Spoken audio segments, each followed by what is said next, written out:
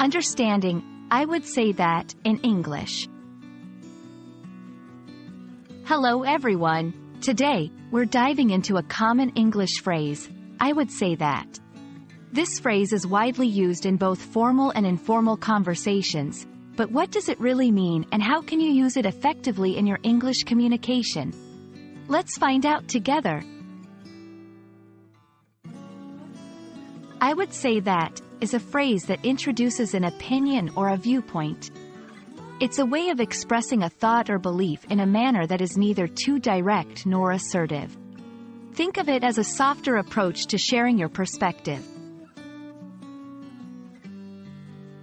You'll find this phrase handy in situations where you want to offer an opinion without sounding too certain or forceful. It's great for discussions or debates where you want to be respectful of others' opinions. Also, it's used when you're not 100% sure about something but still want to contribute your thoughts.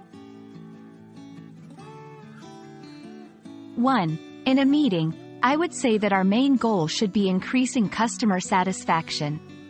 2. Among friends, I would say that the movie was good, but not the best I've seen.